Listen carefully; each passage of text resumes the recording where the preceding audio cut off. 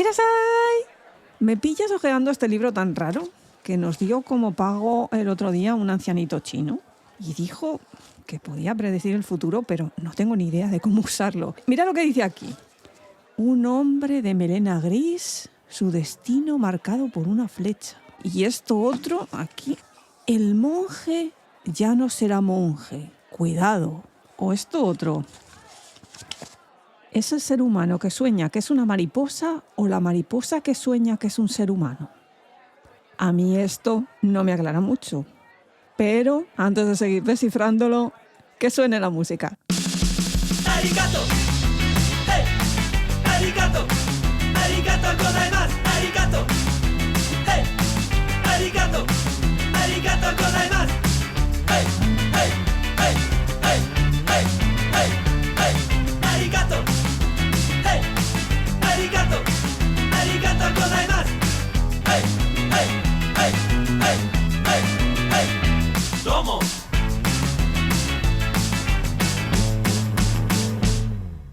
Hola gente, aquí Kitsune, vuestra anfitriona de la Izakaya.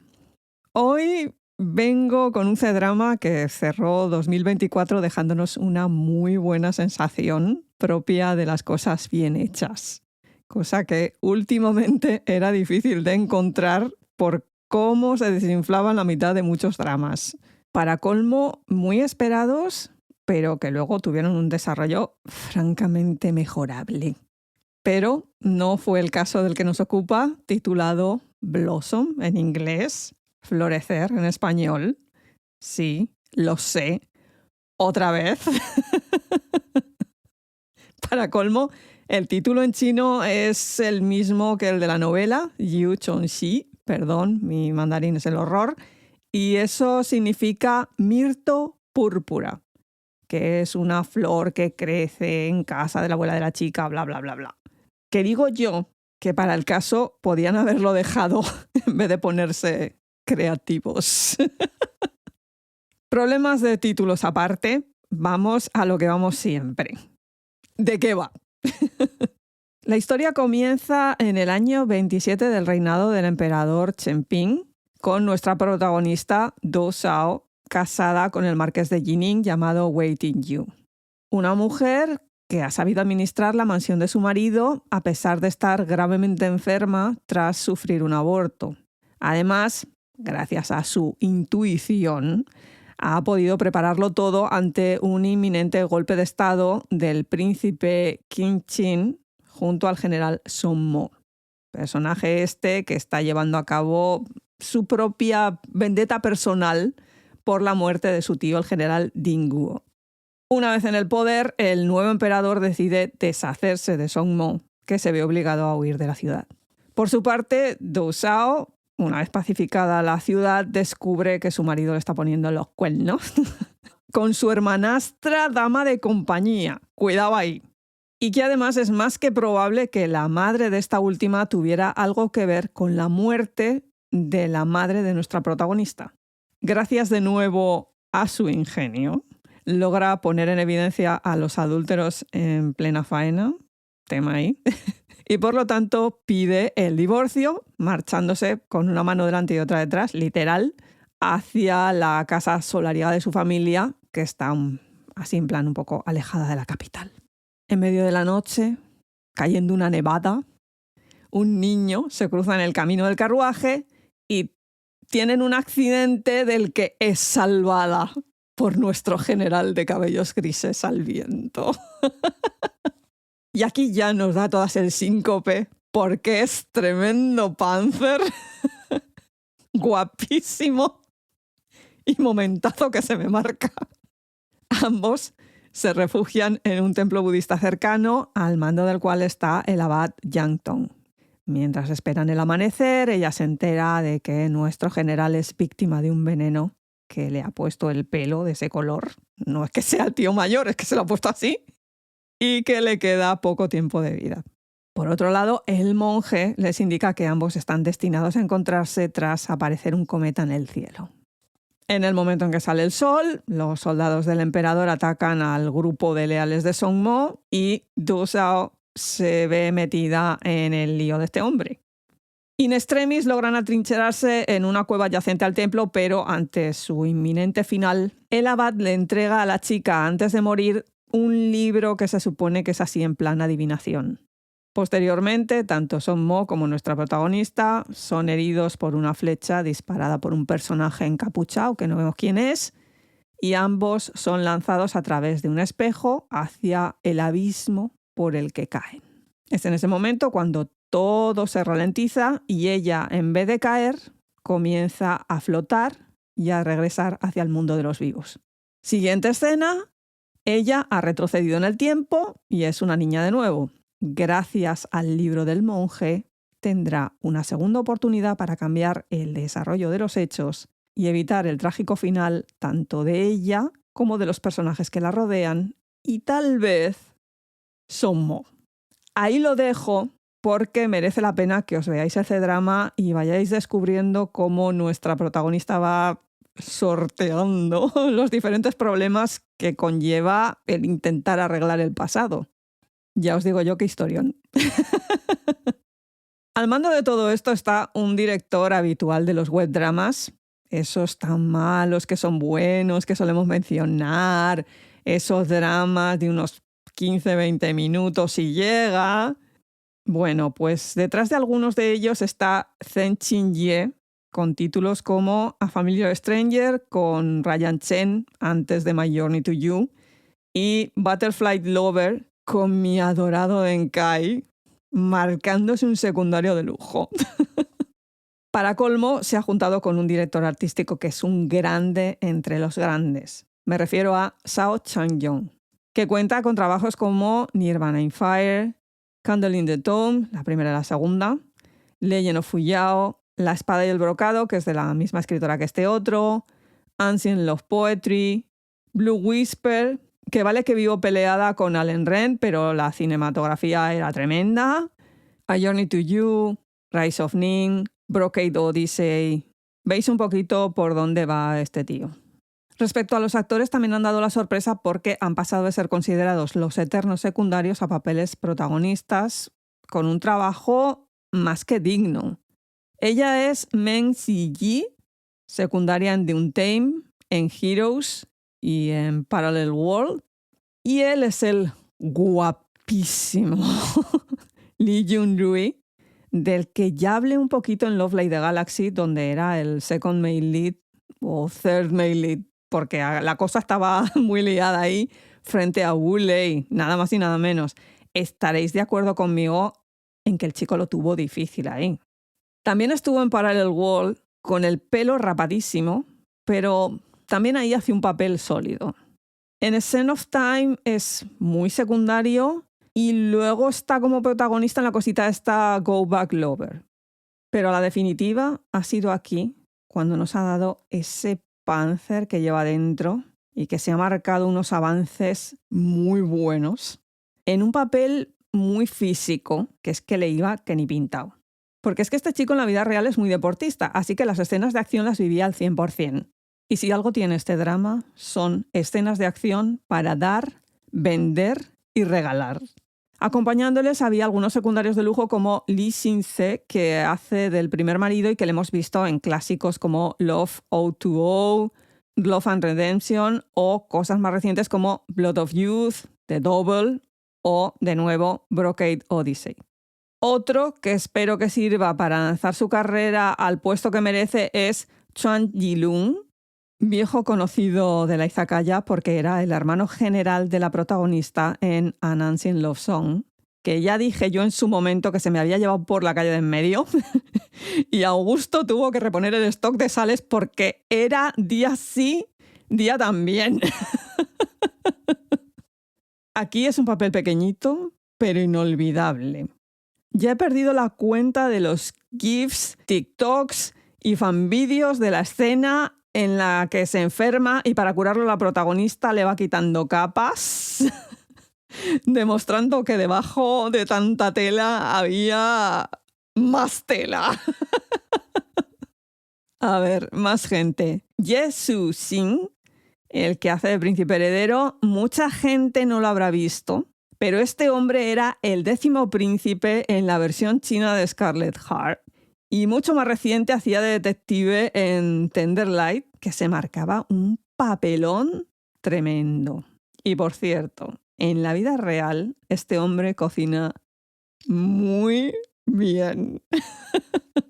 Más flojitos me parecieron Snowcone, que hace de Miao Ansu, la amiga de nuestra protagonista y que luego pasa a tener un papel más importante, y Yan-Nan, que hace del hermano menor del general Son Mo.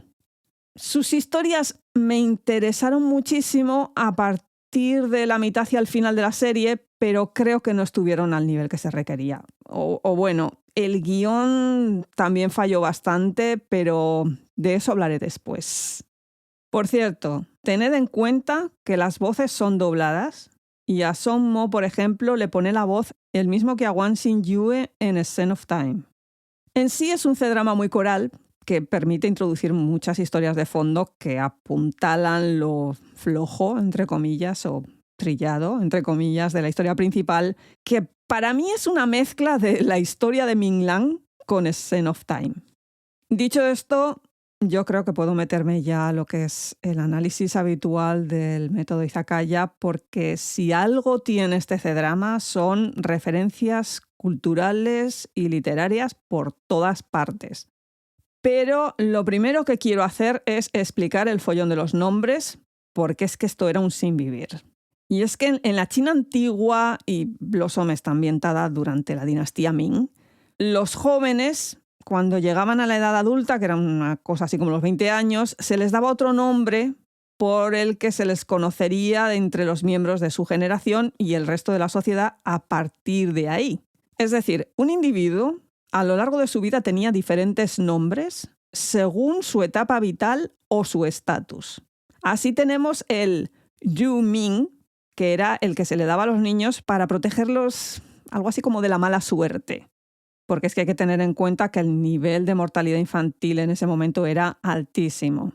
Ejemplo, en Blossom a la protagonista en su casa la llaman So-gu, que era este tipo de nombre y que en el caso de las mujeres podía mantenerse dentro de la familia hasta la edad adulta. En el caso de los tíos no, ¿eh? Luego estaba el nombre tuyo único y exclusivo que te ponían tus padres, que era el Da Ming.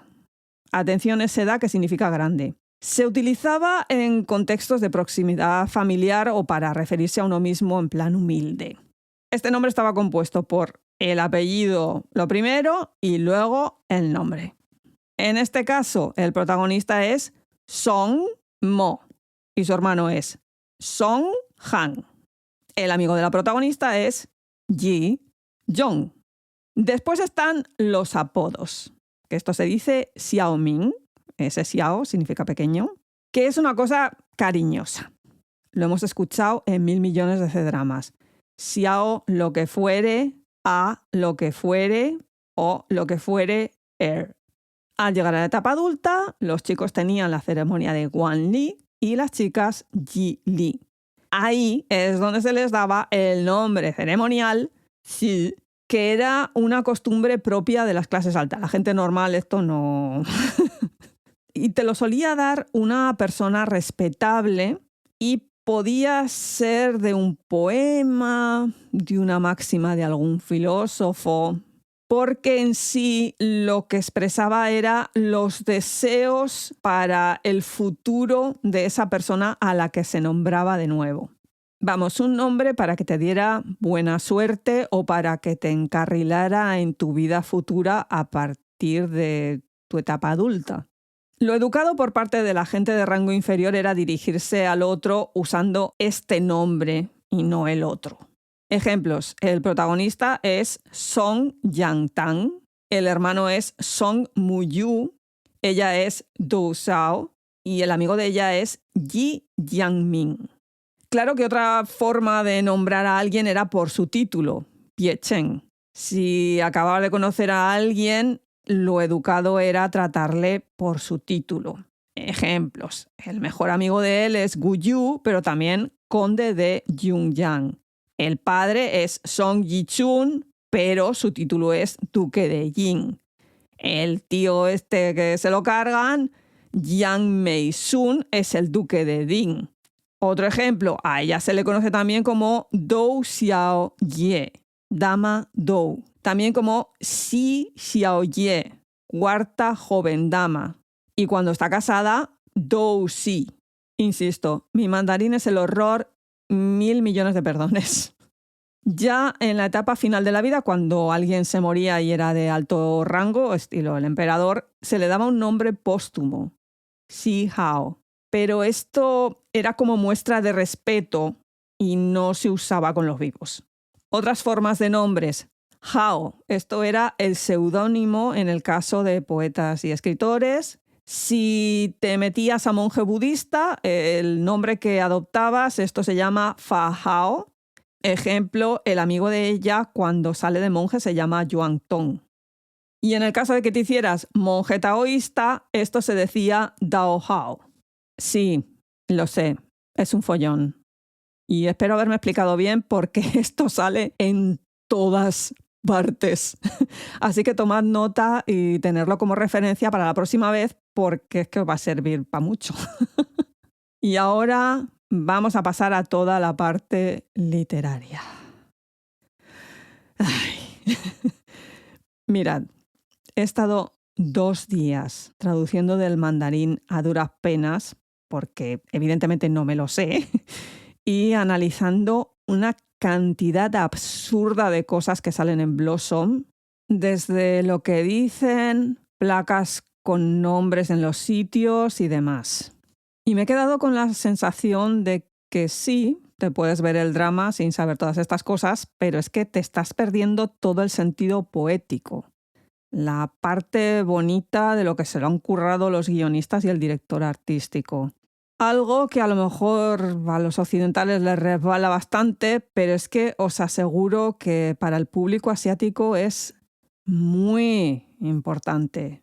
Para que os hagáis una idea del nivel de referencias en este C-drama, mis fuentes, tan solo de poesía, me enviaron, 1, 2, 3, 4, 5, 40 referencias. Así que he decidido mencionar las que me parecen más impactantes porque si no es demasiado, tanto para la gente de la izakaya como para mí. Por lo tanto, entramos en terreno spoilers. ¡Spoilers! Bien, empecemos por la escena de ópera Kunchu, que si no sabéis lo que es esto, le dediqué un programa entero a analizar lo que es la ópera de Beijing, así que no lo voy a volver a explicar. Esto es una escena que hace presenciar Song Mo al príncipe heredero durante el golpe de estado. Y se trata de La masacre de los 1000 leales, el testigo triste. Esta es una de las 4 óperas más famosas en China, junto con El pabellón de las peonías, El salón de la longevidad y El abanico de flores de melocotonero. La obra cuenta la batalla de Jingnan, actual Nanjing, a principios de la dinastía Ming. El príncipe de Yan, que se llamaba Zhu Di, se rebeló contra su sobrino, el emperador Jiang Wen, en 1399. Este último, habiendo sido derrotado, tuvo que huir de la ciudad, disfrazado de monje budista y teniendo que raparse el pelo. Por el camino va viendo los cadáveres de sus más leales colaboradores. Zhu Di posteriormente se convirtió en el emperador Zhongle en 1402 y purgó los estamentos oficiales de cargos corruptos y seguidores de Jiang Wen, además de trasladar la capital a Beijing. Esta obra, por lo tanto, está directamente relacionada con el golpe de estado que está dando el segundo príncipe junto a Song Mo. Más cositas. Lo que va recitando el niño ese que va recogiendo madera por el camino mientras nieva en el primer episodio, dice así: El sauce ha nacido, agita su copa. El sauce es verde, juega con tu diablo. El sauce brota, golpea, y aquí se nos corta el poema porque accidente de carromato. Bueno, pues esto es un extracto de Paisajes y sucesos en la capital, del escritor Liu Tong, recopilado por Yu Yizhen y Zhou Sun. Este libro registra una serie de lugares destacables, costumbres y folclore de Beijing durante la dinastía Ming.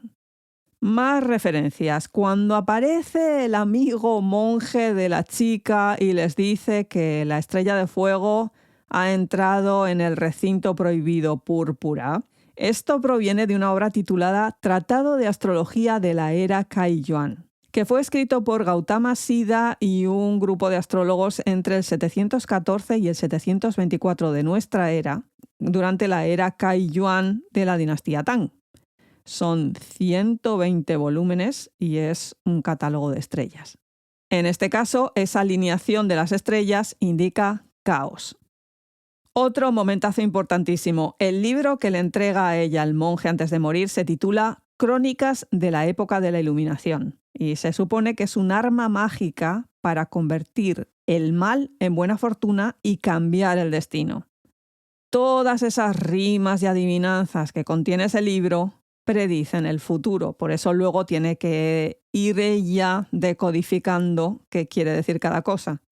Para la gente que ya se haya visto el C-drama, para la gente que no, están muy atentos. El sitio donde ocurre toda la matanza del ejército de Song Mo y la muerte de nuestros protagonistas en el primer episodio, no estoy haciendo spoiler, es un lugar que existe en la vida real y que además vuelve a aparecer, lo que pasa que desde otro ángulo, en el episodio 32.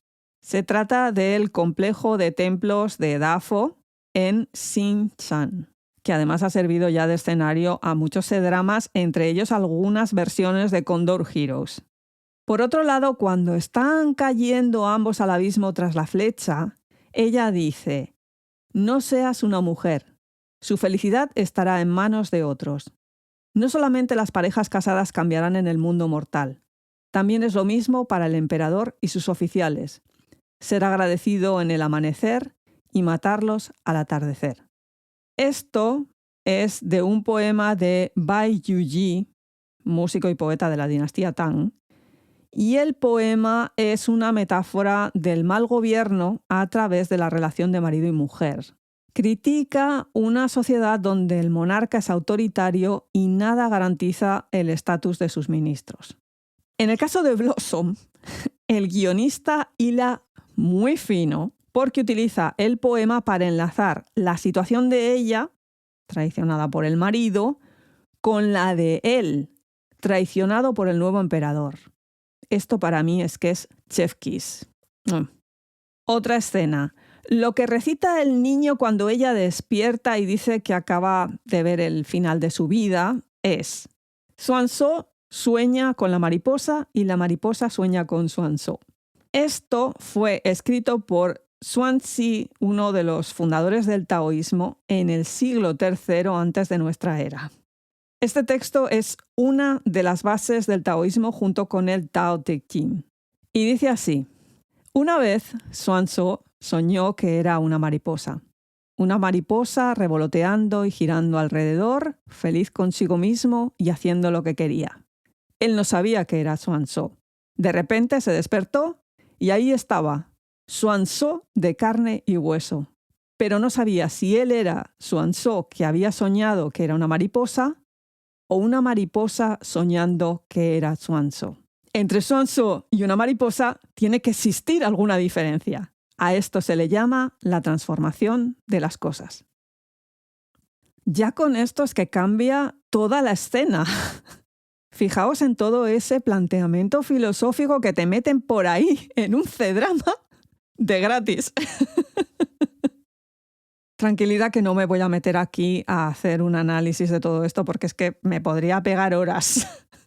Por otro lado, cuando se despierta él y habla del sueño, el monje budista que está en la habitación dice: todo en la vida tiene la sabiduría y la apariencia virtuosa de Buda, pero debido a las ilusiones y los apegos, no pueden alcanzar la iluminación.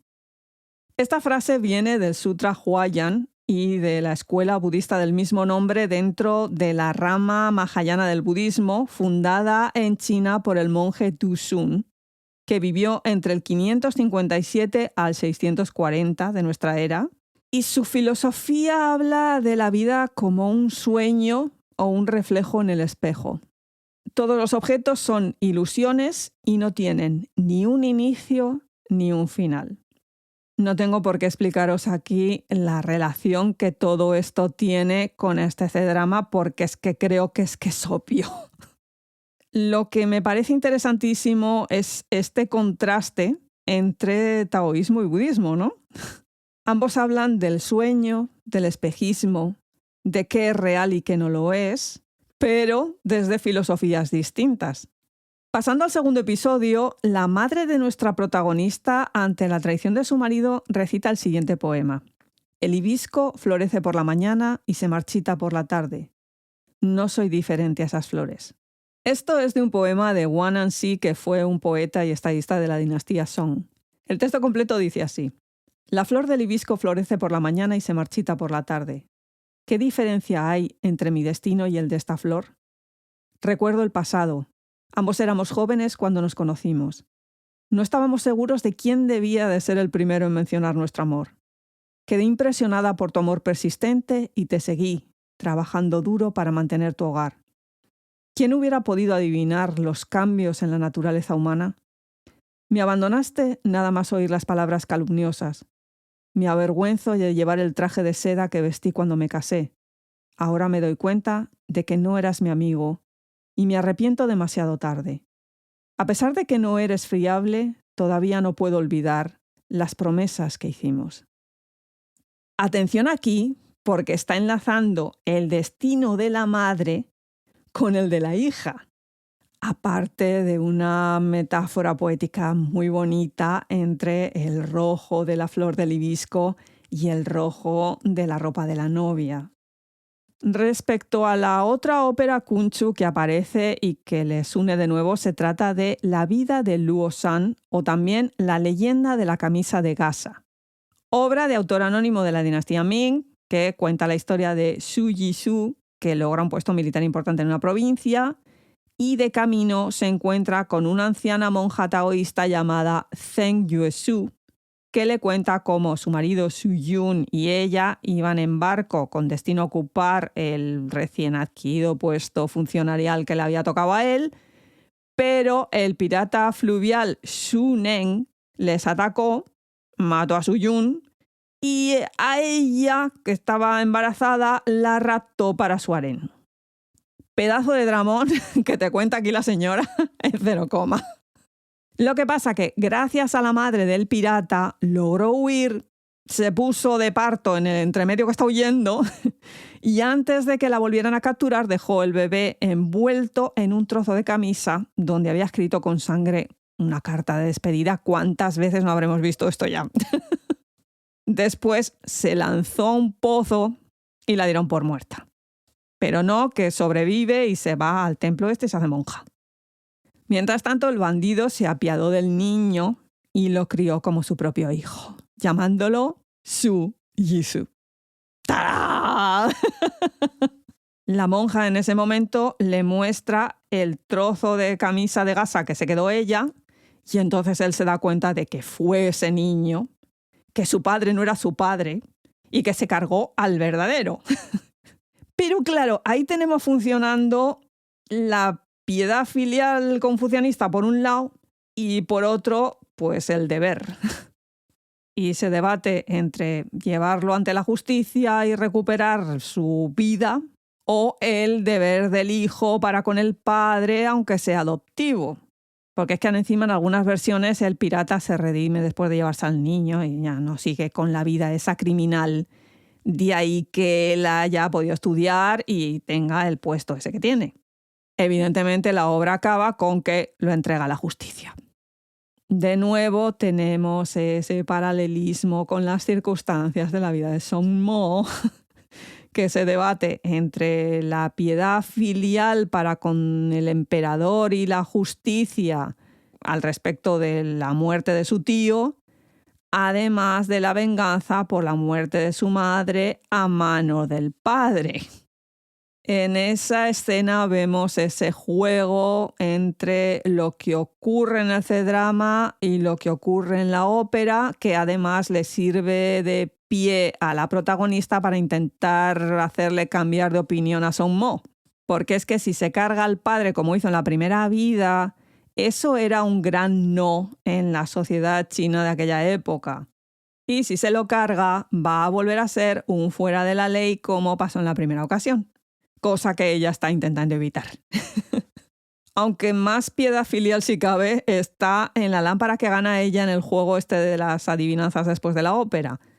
Se trata de las 24 imágenes de piedad filial, que fue una recopilación de Guo Yujin en la dinastía Yuan, que se hicieron muy populares. Y yo creo que ya os hablé de ellas en algún momento, pero es que ahora no me acuerdo dónde. Esta lámpara en el C-drama es importante porque ella se la regala a él para que se reconcilie con su padre y que no se lo cargue. Pero luego veremos que él se la regala y el padre se lo pasa por el arco del triunfo y la dejará criando telarañas en el almacén ese donde luego lo mete al hijo después de castigarlo.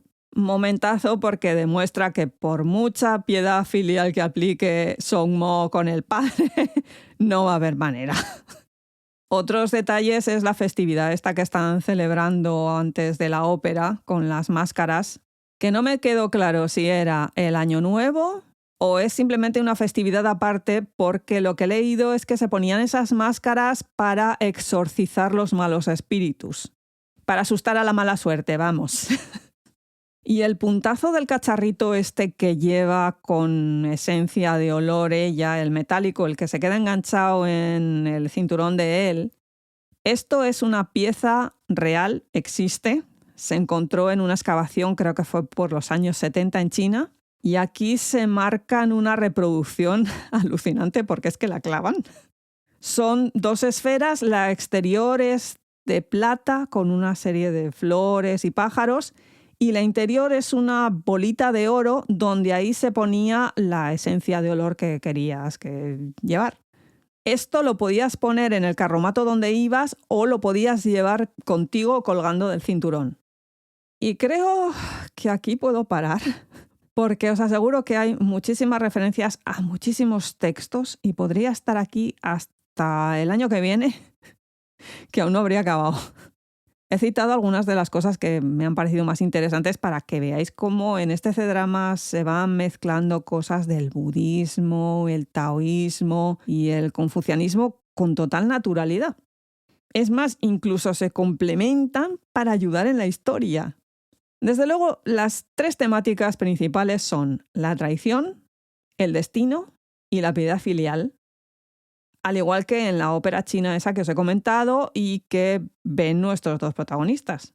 En este caso de Blossom, nuestros personajes se debaten entre el deber y la piedad filial, la sociedad o la familia, el bien común o el bien individual.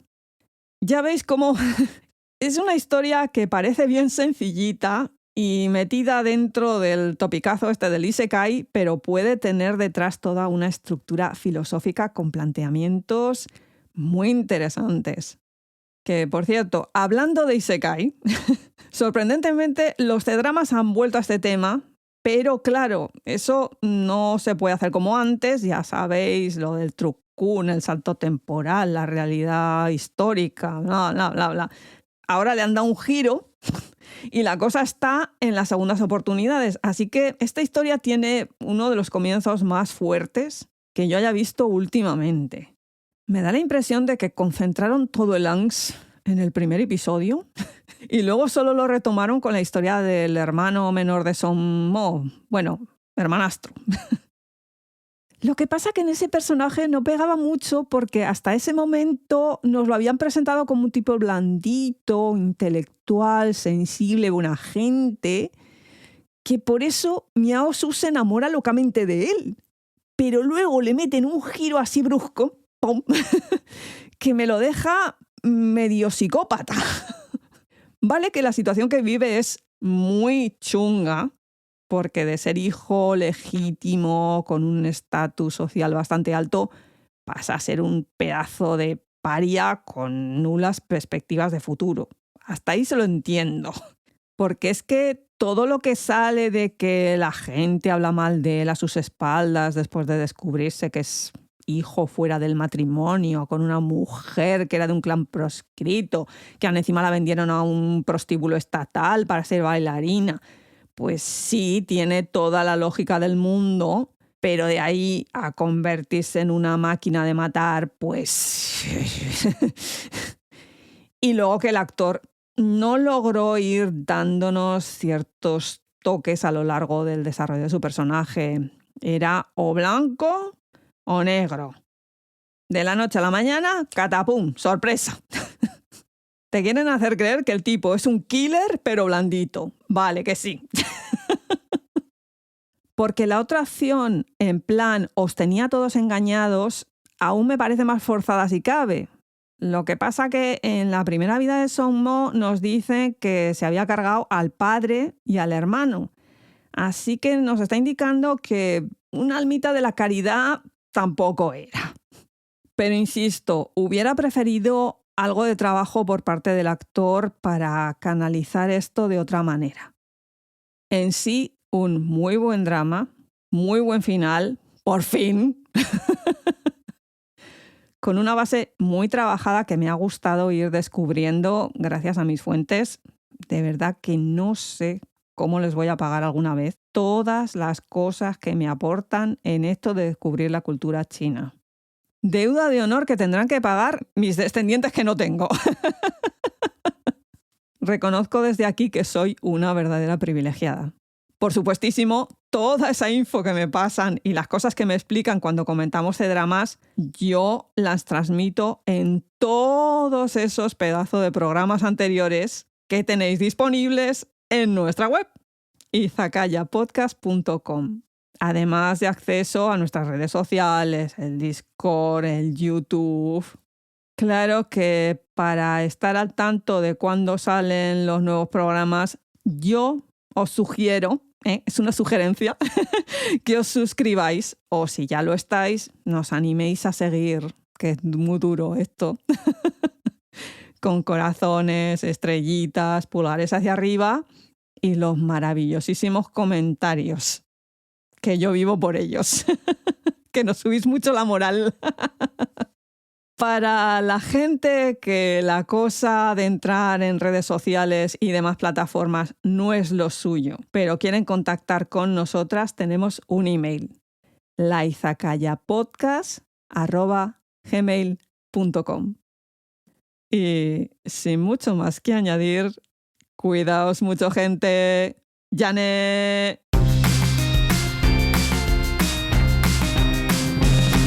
Arigato, hey, arigato, arigato.